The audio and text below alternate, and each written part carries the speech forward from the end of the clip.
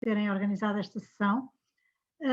E, de facto, pediram-me para falar principalmente dos aspectos da ação de cannabis e, portanto, dos canabinoides no cérebro. E é isso que vou fazer, ainda que contextualize um pouco enfim, o uso de cannabis e, enfim, o uso e o abuso e algumas estatísticas que provavelmente o orador seguinte irá também abordar, e as minhas desculpas se houver alguma redundância, e esteja perfeitamente à vontade para eventualmente até apresentar dados mais atualizados do que eu tenho, mas enfim, foi só para introduzir o tema e falo muito rapidamente. Em termos de biológicos, obviamente que sabemos que os canabinoides têm receptores no cérebro, nós temos endocannabinoides no nosso cérebro e há receptores de canabinoides, enfim, em várias áreas cerebrais, quer no humano, quer no rato, enfim, o animal de experiência que usamos todos nós, que trabalhamos em laboratório, e pode-se ver, enfim, mais escuro, quer dizer, mais densidade de receptores, há uma densidade elevada de receptores, quer no hipocampo, quer no córtex, quer em zonas, enfim, nos gânglios da base e também no cerebelo, enfim, há de facto uma grande densidade de receptores, mas eu diria que os receptores dos canabinoides estão em múltiplas áreas cerebrais, bem como o RNA mensageiro para os próprios receptores, que obviamente, enfim, está também em áreas, de certa maneira, em espelho, onde existem depois os receptores. Também existem no humano, enfim, isto é um exemplo meramente do humano, e nós sabemos que existem receptores de canabinoides nas áreas de reward, nas áreas bem conhecidas, especialmente todos que são estudantes de medicina, já com alguma diferenciação, já conhecem bem estas áreas. A Universidade do Minho, a Faculdade de Medicina da Universidade do Minho, tem também diversos grupos a estudar intensivamente estas áreas, quer em relação a várias drogas de abuso, e, portanto, já teriam falado delas. Mas, portanto, há de facto receptores de canabinoides em áreas, quer na amígdala, quer na área ventral tegmental, quer no núcleo accumbens, e, portanto, são de facto receptores e mecanismos que estão muito propensos para a dependência. Em termos de números, e aqui é que talvez o orador seguinte tenha alguma atualização dos números, estes são os que eu tenho, de facto, o consumo de cannabis é elevado, basicamente porque, enfim, o risco de consumo de cannabis não há uma grande percentagem da população que o use, mas como muita gente o usa, acaba por haver muita gente a consumir cannabis. Obviamente que consumir não é a mesma coisa que estar dependente, mas de facto o consumo tem aumentado, agora são estatísticas em Portugal, o consumo tem aumentado e em contraste com o consumo, pelo menos as estatísticas que eu tinha, com o consumo, peço desculpa que não estou a conseguir passar o slide, com outras, enfim, drogas recreativas como cocaína, MDMA, que têm tido tendência para diminuir. Enfim, nossos níveis de consumo enfim, não são muito elevados comparativamente com outros países que têm percentagens têm prevalências bem maiores, mas também não são desprezíveis. E o que é de facto preocupante, e mais uma vez talvez o orador seguinte vá focar bem mais isto, o que é de facto preocupante é que o número de pessoas que estão a pedir ajuda para, digamos, deixarem a dependência, portanto agora já estamos a falar não de consumo, mas de dependência, está a aumentar, enfim, consideravelmente, e portanto o que quer dizer que a dependência sentida pelos próprios consumidores está a ser um problema. Ora bem, a síndrome de abstinência, obviamente, de canabinoides, portanto, quando querem deixar, enfim, também é razoavelmente conhecida. Eu diria que é quase que um espelho daquilo que os consumidores procuram quando começam a consumir, a irritabilidade, nervosismo, enfim, ansiedade, dificuldades de sono, a insónia e os sonhos perturbadores é aquilo que relatam mais vezes, enfim, vários outros fatores, especialmente o orador seguinte irá detalhar.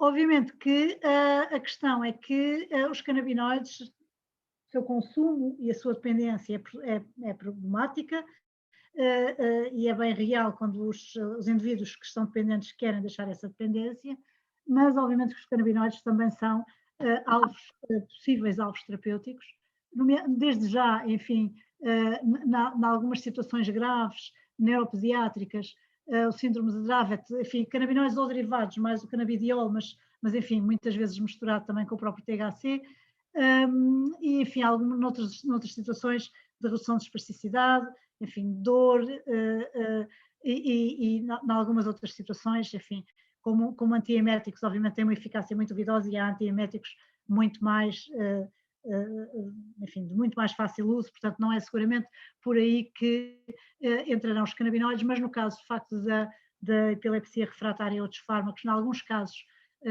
tem tido comprovado o efeito e também em espasticidade e em dor. Ora bem, portanto, agora passando para a biologia, como é que eles atuam? Os canabinoides, como é que eles atuam? Ora bem, os canabinoides são sintetizados pós-sinaticamente. Eles são sintetizados a partir da clivagem dos lípidos da membrana por enzimas que são ativados por cálcio, e estas enzimas, quando os níveis de cálcio na zona pós-sinática aumentam, vão clivar lípidos de membrana e vão produzir os endocannabinoides endógenos. Os endocannabinoides produzidos pós-sinaticamente, quando os níveis de cálcio pós-sinático aumentam, e portanto quando há uma hiperatividade neuronal, vão ativar, digamos, viajar retrogradamente e vão ativar receptores no sistema nervoso central, essencialmente de um tipo, CB1, ainda que também haja receptores CB2 no sistema nervoso central, que vão ser inibitórios para o sistema. São receptores, enfim, metabotrópicos, que estão acoplados à inibição da produção da AMP cíclico e depois vão, enfim, reduzir, enfim, afetar a atividade de canais de cálcio e, portanto, a libertação de neurotransmissores. Portanto, são receptores essencialmente neuromoduladores. Há uma atividade intensa à libertação de canabinoides e vai reduzir, por um sistema de feedback negativo, essa libertação de neurotransmissor. Eles existem quer em sinapses excitatórias, quer em sinapses inibitórias. Aliás, a sua ação em sinapses inibitórias foi a primeira a ser identificada, mas agora é bem claro que existem quer em sinapses excitatórias, quer em sinapses inibitórias, e, no fundo, vão controlar esta excitabilidade de uma maneira de feedback para o controle apropriado da atividade neuronal. Professora, peço desculpa interromper, professora Ana. Eu tenho a ideia que o seu PowerPoint não está a passar os diapositivos seguintes. Não? Nós estamos no diapositivo que tem os gráficos. Então espera aí, então, porquê? Mas eu estou a vê-los. Não estão a ver qual é que têm. É este que têm? Ainda estamos a ver o diapositivo em que tem os consumos estimados em Portugal e Peço imensa desculpa. Então deixe-me cá ver se eu consigo. Agora viam que eu... E agora, já viram o meu diapositivo? Não, continua preso no mesmo. Mas eu estou a passar aqui, porquê? Então eu vou sair. Exato, tente fechar a partilha de tela e reiniciar para ver se assim já conseguimos ter a PowerPoint. Desculpa, estavam a ver aquilo que era menos relevante no caso da minha apresentação.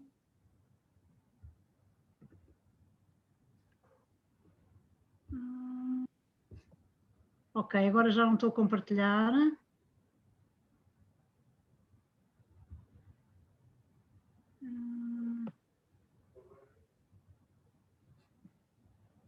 Ok.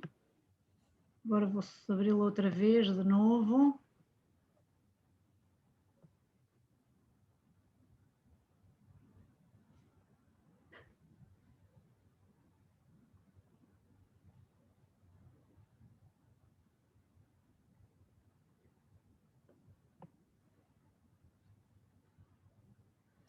Inicialmente a projeção estava correta e estava a passar os diapositivos. Sim.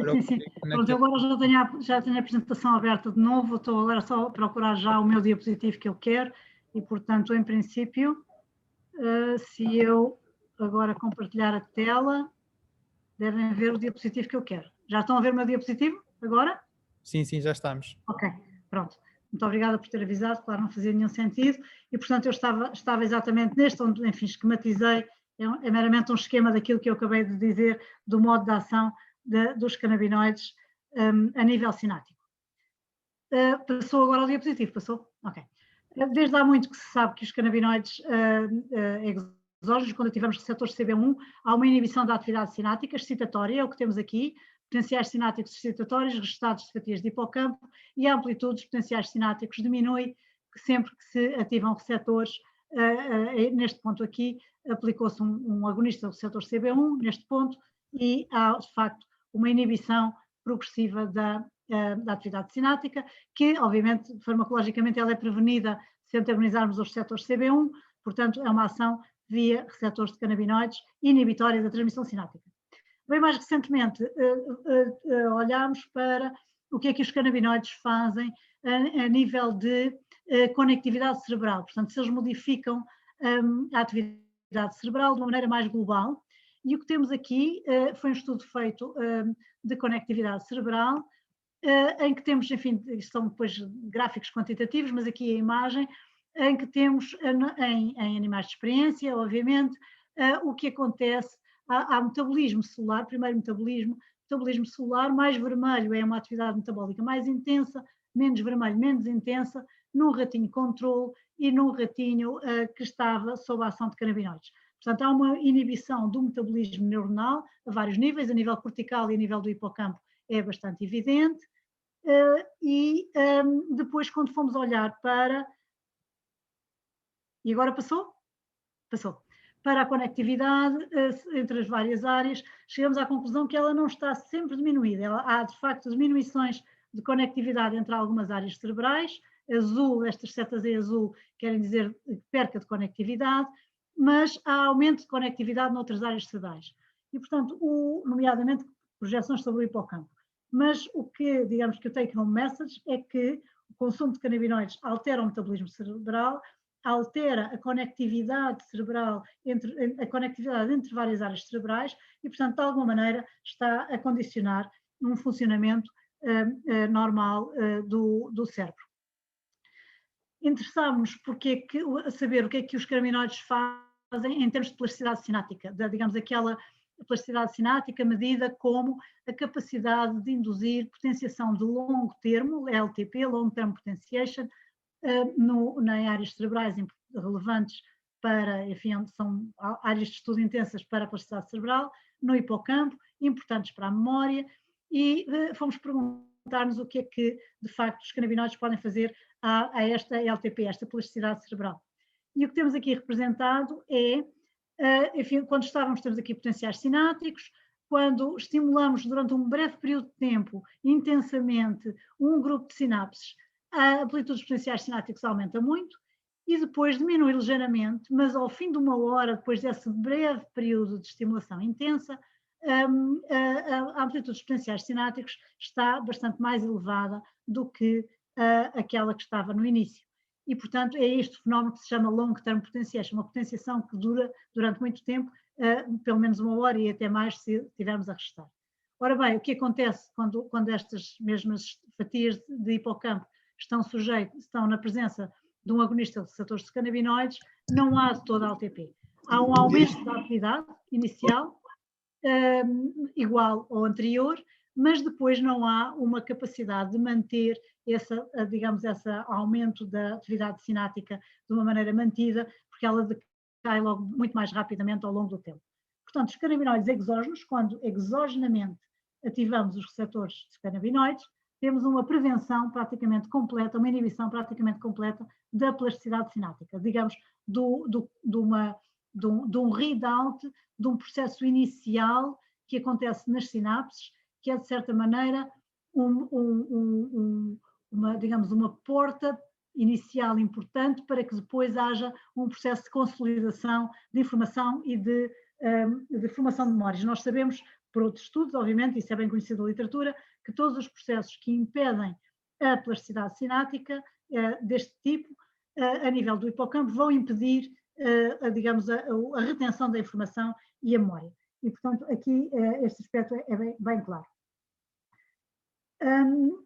O que nós nos perguntamos foi, ok, isso é quando há exogenamente vamos ativar receptores dos canabinoides, mas nós temos canabinoides endógenos, e o que é que os canabinoides endógenos fazem e podem, modificar ou não a nossa capacidade endógena digamos, de ter esta potenciação da atividade sináptica. Ora bem, para avaliarmos os canabinoides, o que é que os canabinoides endógenos fazem, o que nós fazemos no laboratório é bloquear os receptores dos canabinoides ou bloquear a síntese de endocannabinoides para, digamos, como que em espelho, inferir o que é que os canabinoides endogenamente estavam a fazer. E foi isso que fizemos. E, portanto, o que fizemos, e nós estudamos dois tipos, digamos,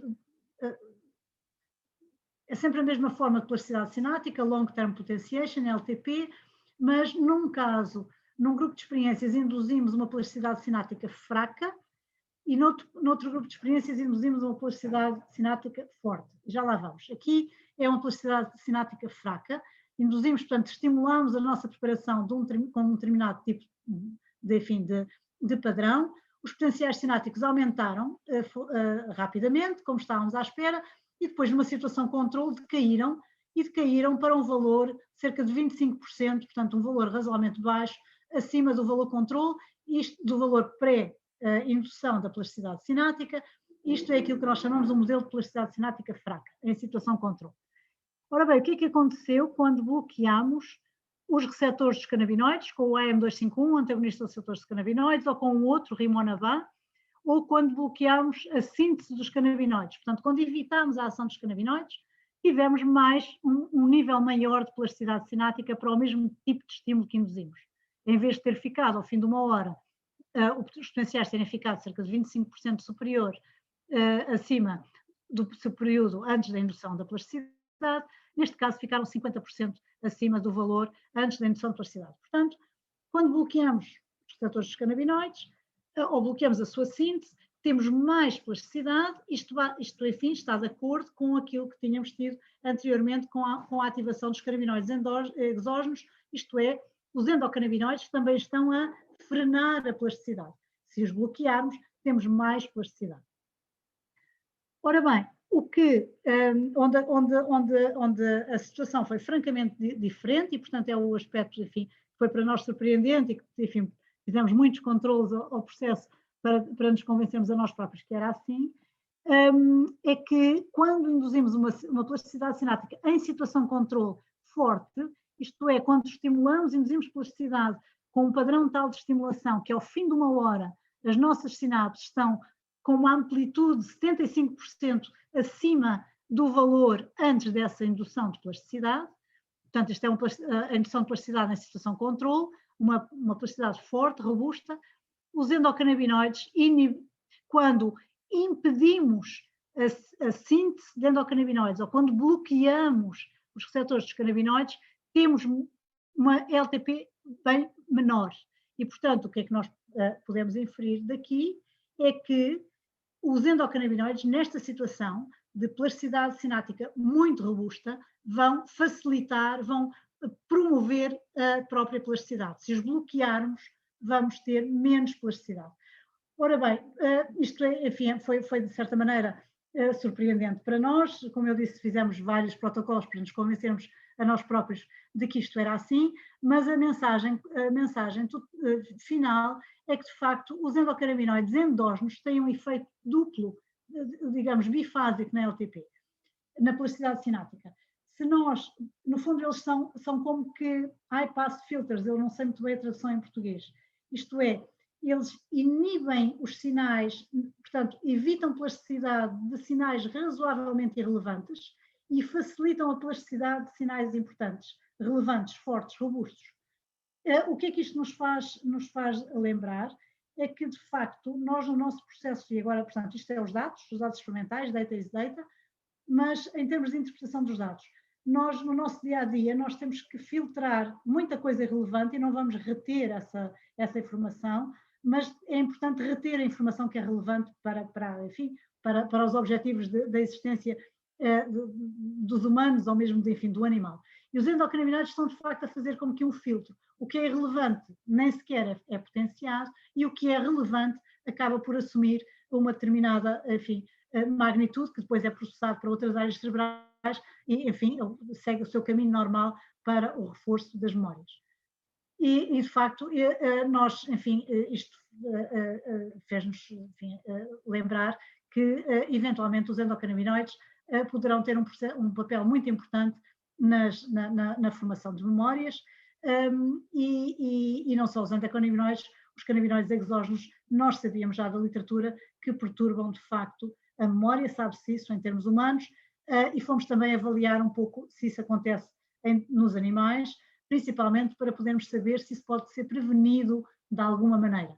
Isto é, se a ação dos endocannabinoides sobre a memória, que é uma ação deletéria, digamos, uma contraindicação do uso dos canabinoides para algum uso terapêutico, se poderia ser prevenido. E, de facto, enfim, a primeira coisa foi verificar com a experimentação animal, eu não vou entrar em grandes detalhes, dizer-vos que, porque também está publicado e há testes conhecidos para sabermos se um determinado agente perturba a memória, se os canabinoides perturbam a memória, quando injetávamos ratinhos com canabinoides e testávamos 24 horas depois, os ratinhos testados que tinham sido injetados têm parâmetros e comportamentos que não mostram que se lembram do que tinha acontecido na véspera, enquanto que os ratinhos controle se lembram bem do que tinha acontecido na véspera, e portanto isto, enfim, é um aspecto que foi basicamente importante para nós, para fazermos o estudo seguinte, que já vos vou relatar. Só dizer que nos humanos, enfim, como eu disse, os canabinoides também está bem documentado que têm um efeito sobre a memória. O que eu quero aqui salientar é que este efeito que nós vimos nos ratinhos não é só na memória imediata, que não sequer os testamos imediatamente. O que nós fizemos foi dar uma dose de canabinoides aos ratinhos e testá-los, portanto, pô-los primeiro numa tarefa de aprendizagem, dar-lhes uma dose de canabinoides e daí a 24 horas testá-los para saber tentar ver se eles se lembravam do que tinham aprendido, o que tinham aprendido na véspera. Portanto, é, digamos, uma perturbação da memória que eventualmente se estende para, não é só durante o período em que o canabinoide está em circulação, mas que se estende um pouco para além disso. Bom, o que nos interessava era saber se esta ação podia ser prevenida, se esta ação dos canabinoides podia ser prevenida, e de facto a resposta é sim, e foi de facto algo que que foi bastante entusiasmante para nós. O que temos aqui é um índice de, digamos, vamos dizer, claro que é um índice de reconhecimento da novidade em termos de teste, mas o que eu preciso que enfim, para não entrar muito em detalhes sobre o teste, que não tenho tempo, é que quanto maior é este índice, maior é, digamos, a capacidade que os ratos demonstram de se recordar do que aconteceu na véspera, digamos, ou do que aconteceu antes da injeção que lhes demos de canabinoides. E, portanto, ratinhos controle lembram-se deste nível, ratinhos que receberam uma injeção de canabinoides não demonstram nenhuma evidência que se lembrem do que aconteceu na véspera, e, portanto, quando receberam uma injeção imediatamente após o período de aprendizagem desse acontecimento. E depois, enfim, obviamente, como esperávamos, se a injeção dos canabinoides for feita na presença de um antagonista dos receptores dos canabinoides, os ratinhos, enfim, têm um índice de reconhecimento razoável, portanto, lembram-se, obviamente o antagonista preveniu a ação do agonista, é uma questão farmacológica, mas o aspecto entusiasmante é quando usamos um fármaco que bloqueia receptores, um outro tipo de receptores no cérebro, também metabotrópicos, receptores A2A da adenosina, enfim, as razões por que nos levaram a usar este fármaco seriam longas para explicar, mas suspeitávamos que estes receptores interagem com os receptores dos canabinoides, portanto, quisemos ver se bloqueássemos estes receptores, se podíamos também bloquear a ação dos receptores dos canabinoides sobre a memória, e foi de facto assim. Usámos 2 antagonistas dos receptores A2A da adenosina diferentes, com 2 modos de administração diferentes, um perós na água de beber durante um tempo, cronicamente, antes da manipulação e da injeção de canabinoides, outro, uma injeção aguda na altura, uma injeção IP, na altura da administração de canabinoides, quer um, quer outro funcionou lindamente, isto é, os animais, apesar de terem sido administrados com os canabinoides, quando foram administrados com este antagonista dos receptores da adenosina, ou com este antagonista dos receptores da adenosina, quer um, quer outro, reverteram completamente o déficit de memória induzido pelo agonista dos receptores dos canabinoides. E, portanto, de facto, isto é, digamos, alguma good news, isto é, possível prevenir a disfunção de memória induzida por canabinoides. Um aspecto que nós não sabemos é se com este procedimento também prevenimos aspectos benéficos, por exemplo, o aspecto, digamos, antiálgico dos canabinoides, e obviamente se isso acontecer não interessa muito, porque queremos é prevenir um side effect sem prevenir o aspecto benéfico. Temos algumas indicações que talvez não se previna o efeito benéfico, mas é uma coisa que tem que ser investigada. O que eu queria chamar a atenção para aqueles que estão mais aware desta questão dos receptores da adenosina, eventualmente, é que a cafeína é um antagonista dos receptores da adenosina, também, mas é um antagonista dos receptores A1 e A2 da adenosina, de todos, enfim, dos vários tipos de receptores da adenosina, e a cafeína não funciona como este antagonista, bem como estes antagonistas seletivos dos receptores A2 da adenosina que usamos, bem pelo contrário, até agrava os déficits de memória induzida por canabinoides. Obviamente que a interpretação é devido à sua ação sobre os receptores A1 que contrariam a ação sobre os receptores A2. Portanto, a cafeína não serve para esta finalidade, para prevenir o déficit de memória induzido por canabinoides, mas os antagonistas seletivos de receptores A2, eventualmente, e há um que já é usado em humanos até noutro contexto, enfim, para prevenir, enfim, para permitir a redução da L-DOPA em doença de Parkinson, portanto já está autorizado para uso em humanos para outras finalidades, que eventualmente, se provar que ele é eficaz para reduzir os déficits de memória induzidos por canabinoides sem reduzir as ações positivas dos canabinoides quando eles são necessários, quando é necessário o seu uso para fins terapêuticos, será eventualmente algo importante para mitigar efeitos secundários. E, portanto, esta é a FIU's take-home message, que é que, obviamente, que os canabinoides ativam áreas cerebrais importantes, que influenciam a atividade de áreas cerebrais importantes, dizendo melhor, enfim, a sua eficácia para fins terapêuticos vai seguindo o seu caminho, mas há efeitos secundários relevantes e que esses efeitos secundários têm que ser bem conhecidos. Um deles é o efeito sobre a memória e que é importante a investigação no sentido de prevenir esses efeitos secundários. No caso da memória, os antagonistas dos receptores A2 da adenosina, A2A da adenosina poderá ser uma via, desde que não previnam, e repito, esse estudo não está feito ainda, as ações benéficas dos canabinoides para fins terapêuticos, obviamente, nas situações em que é necessário usá-los. E é tudo, peço desculpa, penso que talvez tenha estendido um pouco o meu tempo, em 5 minutos, ou talvez um pouco mais, as minhas desculpas. Obviamente o agradecimento a quem esteve envolvido, a todo o grupo, mas não vou perder tempo. Também, enfim, dizer que houve algum envolvimento de outras instituições com as quais colaborámos, nomeadamente em Glasgow e em Lancaster. Agora passava seguramente a palavra para enfim, os moderadores e para seguir para o outro orador, e as minhas desculpas se tomei um pouco mais de tempo. Muito obrigado, professora Ana, pela sua extensa apresentação, mas muito elucidativa. Passemos então já de seguida para a apresentação do Dr. Bruno Maia, para não perdermos mais tempo e então no final conseguirmos fazer alguma discussão com todos os participantes. Muito obrigado. Olá, boa tarde a todos. Peço só ao Fernando que se houver aqui algum problema de conexão que me avise, porque eu posso ter de mudar a origem do sinal, porque estou com o sinal do hospital, não sei muito bem se isto vai correr bem ou não. Portanto, vai ser uma aventura, vamos tentar. Deixa-me começar. Penso que a tela já estará partilhada. Sim, já está, doutor. Ok. Então, já está. Boa tarde a todos. Obrigado por terem vindo assistir a esta discussão. E eu queria começar por vos dizer, vou dar aqui obviamente uma perspectiva um bocadinho mais clínica sobre a questão dos canabinoides. E aquilo que eu gostava de começar por vos dizer é que sobre canabinoides, a primeira noção que nós temos de ter é que estamos a falar de um grupo muito extenso de substâncias. Nós estamos a falar de centenas de substâncias diferentes que se organizam em grupos. Não estamos só a falar daquilo que nós habitualmente conhecemos associados aos canabinoides, que é o THC, o tetrahidrocannabinol, nem tampouco agora o recentemente famoso CBD, o canabidiol, mas estamos a falar de muitas outras substâncias, terpenos, flavonoides, etc. O que torna o estudo e as indicações clínicas desta substância, desta planta, um bocadinho mais complexo do que pensar-se única e simplesmente numa molécula e nos seus efeitos sobre o corpo humano. Não vou perder muito tempo com a questão mais da biologia celular e da bioquímica dos canabinoides e dos endocannabinoides. A professora Ana Sebastião já falou sobre isso.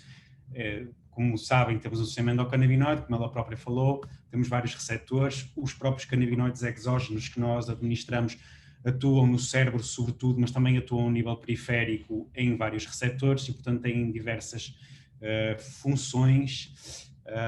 E eu queria começar por vos mostrar isto. Como há, como eu dizia no início, várias substâncias associadas à planta da cannabis, é evidente que nós podemos esperar dela diferentes efeitos terapêuticos e, portanto, há uma panóplia de, digamos, efeitos, alguns deles desejáveis, outros seguramente indesejáveis, que estão associados ao consumo destas substâncias dos canabinoides, destas substâncias que a própria planta produz, sendo que é evidente que aquilo que está mais estudado é aquilo que é mais conhecido hoje em dia e que é, sobretudo, o tetrahidrocannabinol e o CBD.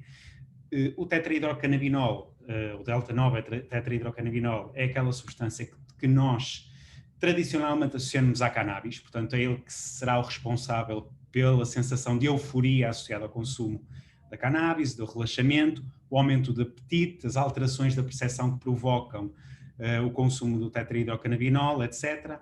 Já o CBD tem ações um bocadinho diferentes.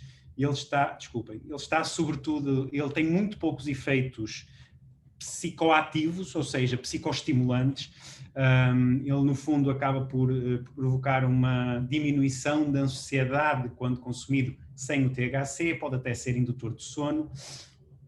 E isto é importante percebermos, porque é importante percebermos que uma planta de cannabis, dependendo da espécie, dependendo do género e dependendo da forma como nós extraímos dela aquilo que nós queremos, pode ter diferentes proporções de THC, pode ter diferentes proporções de CBD, em alguns casos pode inclusive ter só THC ou só CBD. Estas duas substâncias já são conhecidas, da prática clínica, associadas a uma série de condições clínicas, nomeadamente o THC tem vindo a ser estudado nas últimas décadas como uma forma de minimizar sintomas associados à quimioterapia, aos tratamentos de quimioterapia e à própria SIDA. É onde ela está mais estudada do ponto de vista clínico, mas também associada à diminuição da dor crónica ou da dor neuropática, e também já há uma série de meta-análises que incidem especificamente sobre esta questão. O conhecimento do CBD do ponto de vista clínico é mais recente, sobretudo na sua utilidade em tratar síndromes epiléticos na infância. Eu vou falar disso mais à frente, mas já há ensaios clínicos com a utilização do CBD em alguns síndromes clínicos, sobretudo no síndrome de Dravet, sobretudo na idade pediátrica, e que demonstram que, de facto, a utilização do CBD diminui o número de crises convulsivas que estas crianças com estes síndromes apresentam e que são muitas vezes situações bastante dramáticas. O CBD também tem utilização na dor crónica e na dor neuropática, e eu queria chamar-vos a atenção entre esta divisão entre THC e CBD sobre os efeitos na saúde mental de ambas as substâncias. E quando nós olhamos para a psicoestimulação, não sei se esta palavra existe, mas quando nós falamos sobre os efeitos estimulantes psíquicos que o THC é bem conhecido, se olharmos para o CBD, o que nós vemos na prática é que o CBD, por si só, tem efeitos contrários ao THC, ou seja, aquela estimulação que o THC faz, que nós conhecemos bem do consumo recreativo, da euforia, do high, não é? do sentido de high, da moca, em português, diria eu que seria assim que se traduz. Na verdade, o CBD tem efeitos contrários a isso. Aliás, parece que o CBD em si tem efeitos antipsicóticos.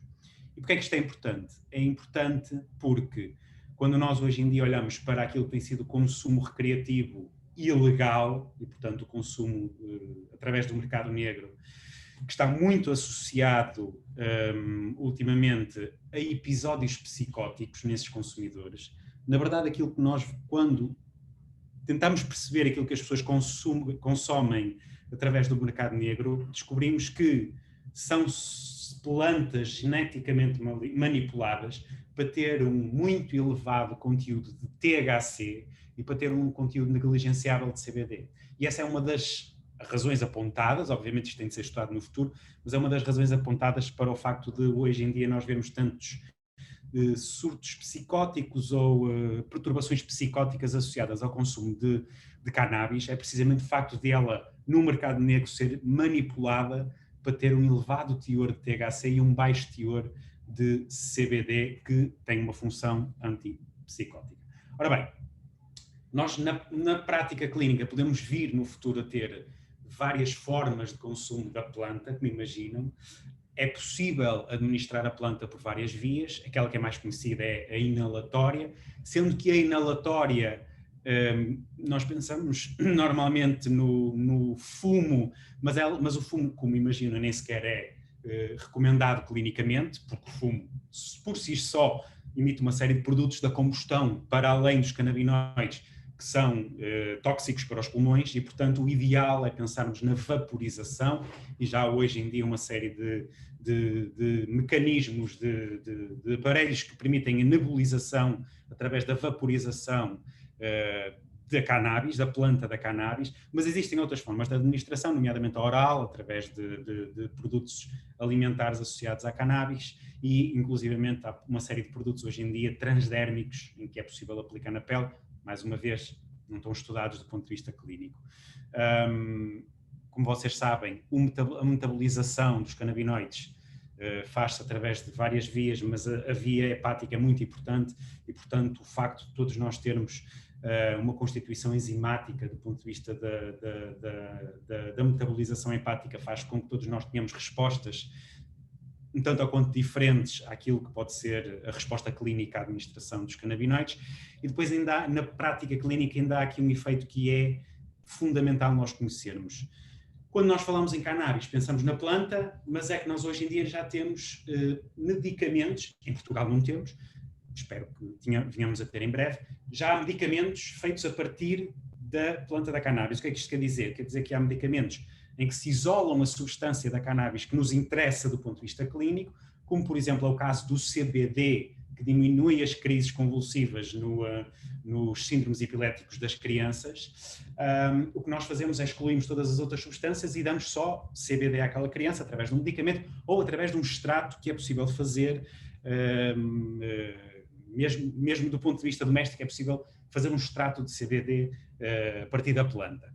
Ora, aquilo que acontece é que parece que acontece em alguns doentes, e aconteceu nestas crianças, que foram observadas mais atentamente, mas mais uma vez isto é uma indicação, não é uma evidência absoluta, foi que as pessoas que recebiam, em algumas situações clínicas, as pessoas que recebiam isolados da substância, por exemplo do CBD, que é onde é mais estudado, tinham menos efeitos terapêuticos, portanto os desejáveis, do que as pessoas que recebiam a planta completa.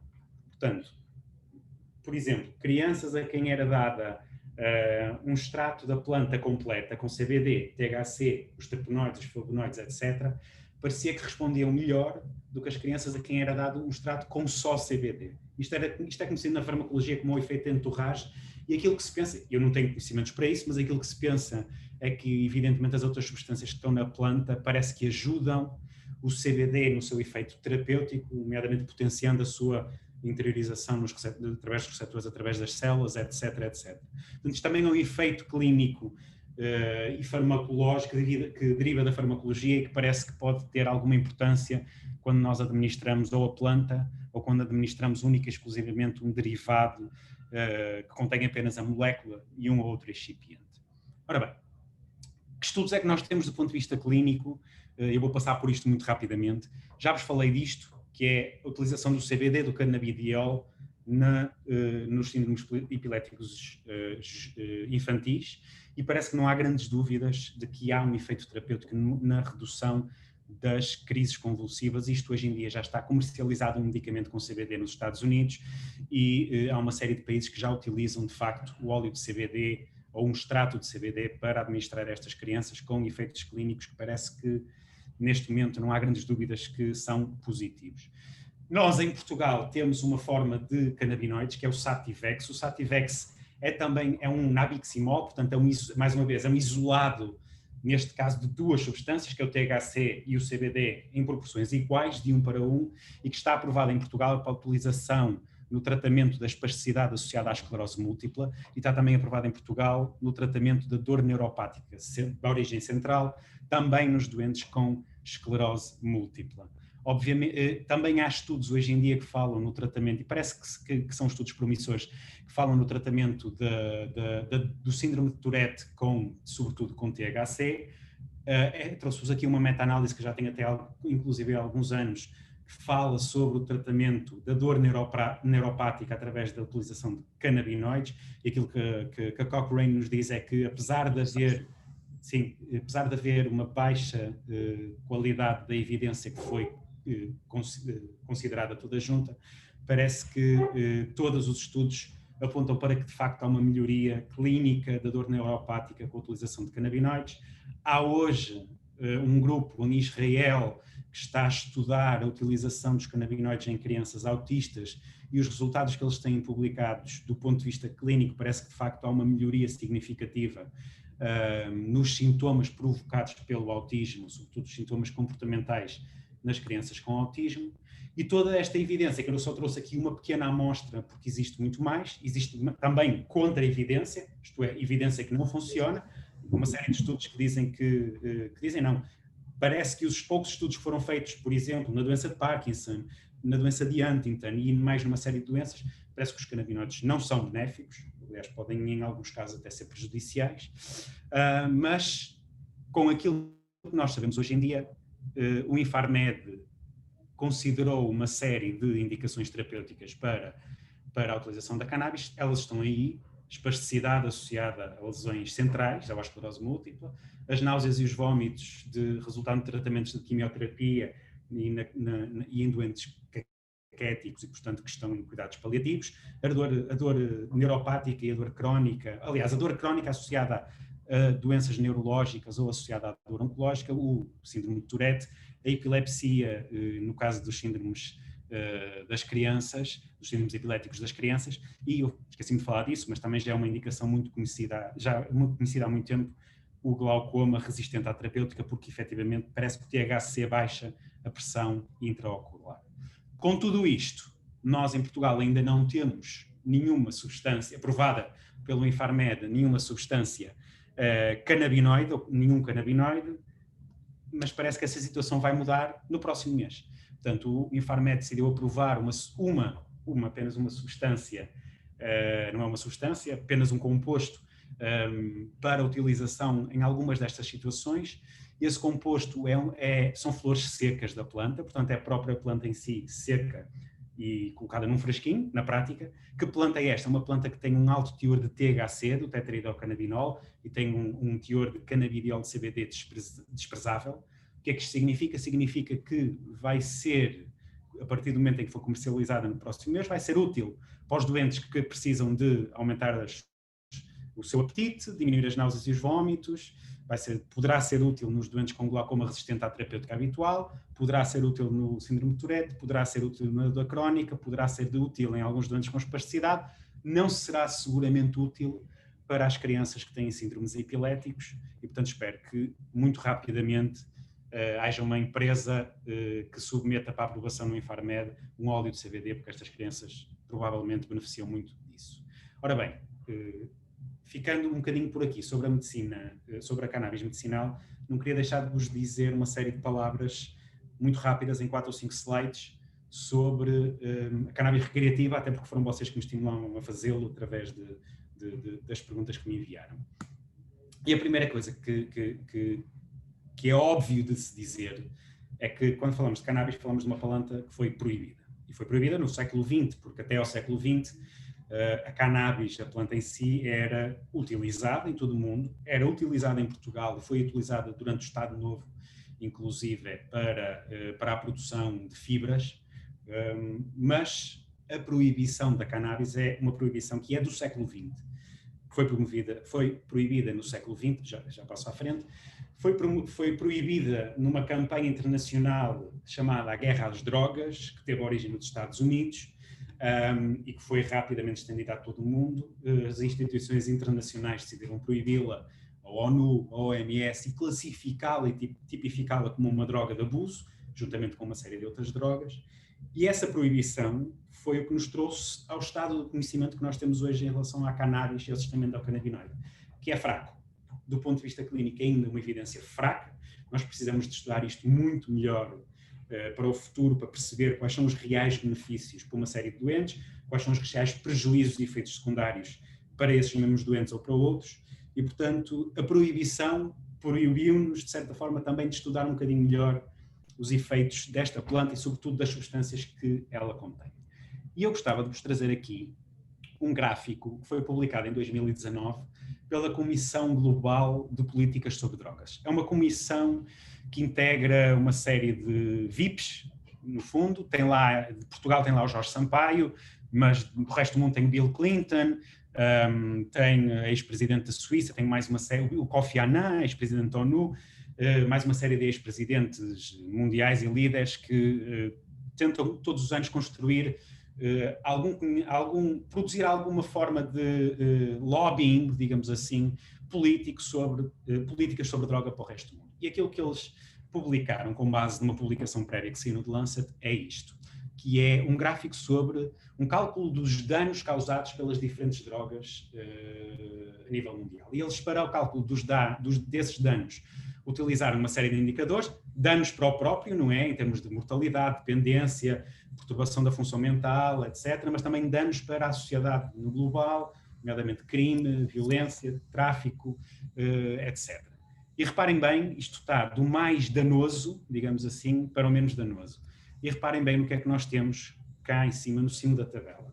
Em primeiríssimo lugar, o álcool, mas depois também está por ali o tabaco e as benzodiazepinas, drogas legais. E depois temos aqui a cannabis. E a cannabis, por exemplo, em comparação com o álcool, fica a dever ao álcool em muito. O álcool é muito mais prejudicial para o próprio e para a sociedade em todos os parâmetros analisados. E, no entanto, não vemos, nem queremos, nenhum de nós, tenho a certeza absoluta que nenhum de nós que aqui está, alguma vez tem vontade de proibir o álcool. Não conheço ninguém que tenha vontade de proibir o álcool na prática. Isso não existe, isso é perfeitamente marginal. E, do ponto de vista da saúde pública, a tal guerra às drogas e a proibição que foi imposta a todas as drogas, mas à cannabis em particular, teve consequências. E é sobre essas consequências que nós temos de falar. Teve consequências sociais não só de gastos económicos com essa guerra às drogas, mas sobretudo teve a veleidade de destruir uma série de vidas com prisões, encarceramentos, mais uma série de coisas que provavelmente, sabemos hoje em dia, não se justificam. Ora bem, porque é que a guerra às drogas não faz sentido? E não fez sentido, e o proibicionismo, pelo menos em relação à cannabis, não faz sentido. Há vários exemplos de que a proibição trouxe consequências mais nefastas do que o seu contrário. E um desses exemplos é Portugal. Ora bem, Portugal, no ano 2000, decidiu descriminalizar todo o consumo das drogas. E isso, na altura, foi uma novidade. Não só em Portugal, mas em todo o mundo. E Portugal foi pioneiro em termos de políticas de drogas ao descriminalizar o consumo. Porque aquilo que a guerra às drogas faz é criminalizar a pessoa que consome e colocá-la na cadeia. Desde que Portugal, em 2000... Para mim? Bruno, peço desculpa interromper. Não quero. Concluo isso em breve para termos tempo para perguntas a seguir, por favor. Está bem, então vou tentar abreviar. Desde o ano 2000, desde que Portugal descriminalizou o consumo das drogas, os resultados em termos de saúde pública são estes. Portugal tem menos overdoses, Portugal tem menos diagnósticos de VIH associados às drogas e Portugal tem menos crime associado às drogas. A mortalidade associada ao consumo das drogas é esta, é das menores em toda a Europa. Estes são dados que eu trouxe aqui de setembro de 2020, que se reportam ao ano 2019, se não me engano, que é do Observatório Europeu da Droga e da Toxicodependência. Em praticamente todas as drogas, Portugal tem dos menores consumos por comparação com o resto dos países europeus. Portanto, a descriminalização do consumo das drogas para Portugal foi uma vantagem, e Portugal é hoje olhado como um exemplo no palco mundial de políticas de saúde e de como é que isto se faz para a frente. E depois, eu acho que nós temos de começar a aprender com aquilo que são os exemplos que nós já temos. E os exemplos na cena internacional são estes. Há várias formas de legalização parcial que existem por todo o mundo. A descriminalização portuguesa é uma delas. Portanto, as pessoas que consomem não são criminalizadas, mas a droga não é legal. Mas há 2 locais no mundo onde a legalização percorreu o caminho completo. E, portanto, as drogas foram mesmo legalizadas, estão comercializadas e as pessoas podem consumi-las. Que é o Uruguai e o Canadá. E no Uruguai e no Canadá nós temos os dados preliminares, porque são políticas recentes, são estes. É que parece que a legalização não aumentou o consumo. A legalização não aumentou o consumo. Parece que no Colorado, que seguiu este caminho, a legalização também não aumentou o consumo. No Canadá, exatamente a mesma coisa. E, portanto, se nós, com a proibição, tivemos problemas gravíssimos de drogas ao longo das últimas décadas, se calhar chegou à altura de nós pensarmos uma coisa muito simples. É que a guerra às drogas foi ganha pelas drogas. E era a situação na qual nós temos aqui hoje em dia. Portanto, se calhar está na altura de pensar em não só descriminalizar, mas começamos de uma vez por todas por legalizar a cannabis, porque não é a sua proibição que está a trazer os problemas, não é a sua proibição que está a resolver problemas, a sua proibição é o que está a trazer os problemas que nós temos hoje em dia, nomeadamente psicoses e surtos psicóticos associados à cannabis. Vou terminar para ter por aqui, para termos tempo de discutir. Muito obrigado pela sua apresentação. Como todos sabem, nós teremos os workshops às 4h30. Pelo que eu pedi um bocadinho de tempo de tolerância sobre esta sessão, cerca de 10 minutos para podermos fazer alguma discussão. Sei que não vamos ter tempo para muitas perguntas, mas pelo menos 1 ou 2 perguntas seria sempre agradável para todos, para discutirmos este tema. Dessa forma, para os que não ouviram no início da sessão, podia que participassem colocando a mão no ar, a funcionalidade do Zoom, ou então através do chat para colocarem as vossas questões a estes nossos oradores.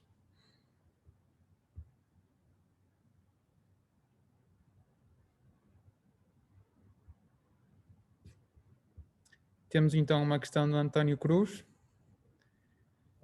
Olá, boa tarde.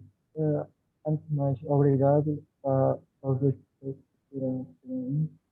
A minha pergunta era para o Dr. Bruno Maia. Eu gostava de saber qual é que é a sua opinião sobre se acha que é necessário um internamento obrigatório para tratamento para a cannabis.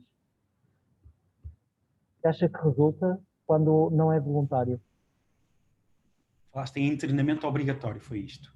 Sim, tratamento obrigatório. Tratamento obrigatório. Não sei se respondo já, se espero por mais perguntas. Esse pode responder já, Dr. Bruno. Enquanto as questões forem caindo, também vamos colocando. Não, tratamento obrigatório. Não há tratamento obrigatório nem para a heroína, não é? Se pensares nisso. A heroína não... Ou seja, as políticas de saúde pública que nós optamos nos últimos anos foi por não obrigar, apostar na prevenção, apostar na disponibilidade de tratamento, apostar em campanhas públicas de sensibilização e de chegada às pessoas com consumos problemáticos e não pensarmos nas obrigatoriedades. E se pensares um bocadinho, aquilo que nós fizemos em relação à heroína resultou. Não é a primeira vez que nós temos uma experiência semelhante. Nós pensamos no Plano Nacional de Vacinação. Nós somos dos países do mundo que tem uma taxa de cobertura vacinal mais elevada. E as vacinas não são obrigatórias em Portugal. Aqui eu acho que aquilo que é importante é, sobretudo, nós apostarmos em políticas de saúde pública que cheguem às pessoas. Que sejam bem desenhadas para chegar às pessoas com consumos problemáticos e que lhes ofereçam verdadeiras soluções. Para aquelas pessoas que querem, de facto, tratar-se, libertar-se da dependência, seja lá o que for. Sem o chavão da obrigatoriedade, sem o chavão do castigo ou do crime. E acho que uma das coisas que a descriminalização permitiu foi precisamente isso. Ao descriminalizarmos, viramos todas as nossas baterias para o tratamento. Passamos a pensar nas dependências, sobretudo na questão da heroína, a partir do ponto de vista do consumidor com problemas de consumo. E foi isso que nos permitiu ter algum sucesso ao longo destes anos e sermos um país modelo, entre aspas, na cena internacional. Acho que as políticas de saúde pública têm de ser pensadas a partir desta perspectiva. Quando se pensa da perspectiva do castigo ou da proibição, normalmente corre mal. É quase sempre assim em todas as áreas, não em todas. mas em quase todas, digamos. Muito obrigado. A professora Ana Sebastião também tem uma questão para colocar. Tenho o microfone desligado, professora.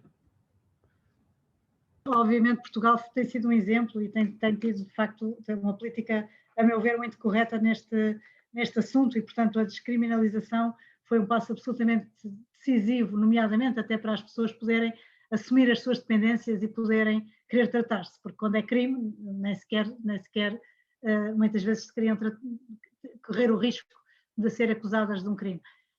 E, portanto, isso sim, a minha pergunta é de facto em relação aos países que liberalizaram, em que deu o exemplo do Canadá e de alguns sítios, portanto, uma coisa é descriminalizar, outra coisa é liberalizar o consumo, não é? E disse que, de facto, enfim, a evidência mostra-nos que não há aumento do consumo. A minha pergunta é, há ou não aumento da dependência? Porque uma coisa é, obviamente, consumo, porque o álcool é isso, quer dizer, o álcool, todos nós, de alguma maneira, consumimos álcool, penso que ninguém que esteja presente nunca consumiu álcool na vida, ou até de uma maneira mais ou menos regular, mas o álcool tem uma característica, tem uma taxa de dependência razoável, mas quando o consumo ultrapassa um determinado threshold, o consumo baixo não. A cannabis não é tanto, e de facto o risco de dependência da cannabis é da ordem dos 8%, segundo as estatísticas. Portanto, quando o consumo aumenta muito, se há muitos consumidores, também poderá haver muitos dependentes. Mas de facto, nesta situação em que diminuiu o consumo, a minha pergunta é, diminuiu ou não a dependência? Porque a dependência é que é crítica, não é? Quer dizer, a dependência, aquelas pessoas que consomem já não querem consumir, mas que continuam a consumir e, portanto, têm todos aqueles problemas de, enfim, de comportamento que não querem e de qual se querem libertar. Há alguma evidência sobre isso? Não, pelo menos que eu tenha encontrado até hoje. Não, e não há, por uma razão muito simples, que é nós não conseguimos ter dados suficientemente fidedignos enquanto o quadro legal for este. Porque, na verdade, nós temos algo... Por exemplo, aqueles dados que eu apresentei do Observatório Europeu, nós nunca podemos ter a certeza absoluta de quantas pessoas consomem cannabis, não é? Porque, sendo uma substância ilegal, é baseado em... Em Portugal não é. Mas em Portugal não é, não é? Em Portugal... Certo, mas não é propriamente legal, não é? Ou seja... Não é aceitável, socialmente. O problema da descriminalização e não legalização é, quer dizer, nós não somos criminalizados por consumir, é um facto, mas ao mesmo tempo não se pode vender, não se pode comprar, não se pode transportar, não se pode fazer... Ou seja, é um sistema um tanto ou quanto hipócrita, não é? Porque ou é um crime, de facto, consumir, ou não é. E então, se não é, nós temos de criar as condições para que o consumidor consuma em segurança. E aí é que está o problema. É que, se não legalizarmos, o tráfico vai continuar a existir e a manipulação das substâncias vai continuar a existir. Mas, lá está, uma das questões que nós não sabemos e gostávamos de saber, é porque não temos grandes ferramentas para isso, era perceber o que é que está no mercado negro. Que tipo de substâncias é que estão no mercado negro a serem vendidas, não é? A gente acha que, de facto, quer dizer, quem anda no meio, quem anda nas políticas de redução de danos, acha que há, de facto, nos últimos anos, alguma manipulação das plantas no sentido de terem níveis obscenos de THC. E que isso pode estar associado a um aumento dos surtos psicóticos ou dos episódios psicóticos associados ao consumo da cannabis. Mas a verdade é que nós não temos a certeza e não conseguimos ter a certeza absoluta. E depois, ao mesmo tempo, os sítios onde nós, tipo, o Uruguai legalizou isto em 2013, o Canadá foi em 2019, se não me engano, ou 18 ou 19. Portanto, são tudo curtos espaços de tempo que não nos permitem tirar grandes conclusões sobre a questão da dependência. Agora, quer dizer, o que é que a gente pode dizer, tirando a evidência, esquecendo a evidência, do meu ponto de vista, tirando a evidência do caminho, o que é que a gente sabe? Que o consumo de cannabis é muito prevalente, e aqui estou a incluir todo o tipo de consumo, inclusive o consumo esporádico. Parece que é a droga mais consumida em Portugal, a seguir às legais, ao álcool e ao tabaco. Imagino que seja assim na maior parte do mundo, e apesar de tudo, os problemas de dependência que estão registados em relação à população total que consome ou que já alguma vez consumiu parece baixo. Pronto. Por comparação às outras drogas, por comparação aos problemas que essa dependência causa. Agora, dados concretos? Sim, pois a dependência nos jovens é que é um caso mais crítico, não é? Na faixa etária dos jovens, aí é o aspecto mais problemático e preocupante, mas de facto é difícil haver dados. Muito obrigada. Eu vi aqui uma pergunta, portanto, se calhar vou avançar com uma pergunta que tem que ver com a memória e com os tratamentos, com o uso de derivados dos canabinoides para crianças com epilepsia e se têm efeitos secundários. E a pedir que respondesse então a essa questão, professora Ana, sim. metade com o Dr. Bruno, e que demorasse cerca de 2 minutos cada um, se possível. Sim, claro que sim. Muito obrigado e peço desculpa. Claro que sim. Ora bem, sempre que enfim, vocês são estudantes de medicina, portanto, sempre que se usa um medicamento, qualquer que ele seja, ele tem efeitos secundários. Qualquer que ele seja. Pode ter, portanto, é uma questão de medir o risco-benefício. Uma crise epilética, principalmente numa criança com síndrome de Dravet, que é um síndrome gravíssimo, enfim, e a criança por si também já tem outros atrasos mentais, a crise epilética vai seguramente ter um efeito sobre a memória. E, portanto, se pudermos travar a crise epilética, podemos ter seguramente benefícios sobre a memória que poderão ser superiores ao dano sobre a memória causado pelos canabinoides. Já agora, a ação sobre a memória causada por canabinoides, comprovadamente a experimentação animal, é reversível, isto é, para o consumo, não é um déficit permanente sobre a memória estrutural. E, portanto, é uma ação reversível. Ao fim de um tempo de passar o consumo, o animal continua a memorizar as coisas normalmente. E, portanto, neste caso concreto, em que o benefício é grande e o risco é pequeno, obviamente que foi por aí que ela foi, de facto, autorizada como tal. Mas, como estudantes de medicina, fixem sempre, há sempre efeitos secundários de qualquer intervenção terapêutica. E, por isso, o aspecto recreativo é obviamente, de pelo menos informar toda a gente que não vale a pena. Para quê? Eu costumo dizer aos miúdos, não fumem um charro na véspera de um exame para se relaxarem, não é boa ideia, porque se vão esquecer daquilo que estudaram, mas, obviamente, quando há uma situação terapêutica é completamente diferente. Muito obrigado. Uma curta resposta do Dr. Bruno Maia, por favor. Não vou acrescentar nada de extraordinário, vou só dizer, só acrescentar, a última vez que eu tentei fazer uma revisão sobre Alzheimer e cannabis, aparentemente no Alzheimer não vai haver mas aí é uma ação mas aí pode ser anti-inflamatória, sim. E a efetividade, é verdade, ainda bem que trouxe esse ponto, há um efeito muito claro da idade. Quanto mais jovens são os animais, maior a consequência sobre a memória. Em animais idosos e principalmente em situação patológica poderá ser diferente, porque há outros benefícios, anti-inflamatório, etc. E, portanto, a idade é crítica, a patologia é crítica e, obviamente, é o risco-benefício. Se não houver nenhum benefício, não vale a pena o risco. Muito obrigado a ambos pelas respostas e muito obrigado pelas vossas apresentações. Peço desculpa aos participantes que ficaram com as suas respostas, com as suas perguntas por responder, mas devido aos constrangimentos do tempo não podemos responder a mais nenhuma. Novamente, obrigado a todos pela vossa participação. Aos participantes, peço então que se desloquem para as sessões dos workshops. Aos oradores, muito obrigado pela vossa participação. Esperamos que tenha sido uma boa sessão para ambos e que tenham também aprendido um bocadinho um com o outro e com nós próprios. Muito obrigado. Muito obrigado. Posso só acrescentar uma coisa, que como a sessão ficou gravada, como pelo menos o meu e-mail ficou na apresentação, eu penso que, enfim, o Dr. Bruno Maia também estará disponível para isso. Se os participantes que não tiveram respostas, não puderam ter as respostas oralmente, se nos quiserem enviar por mail, pelo menos para mim, estou perfeitamente disponível para discutir algum destes assuntos com todo o gosto. Igualmente. Muito obrigado a todos. Obrigado, boa tarde.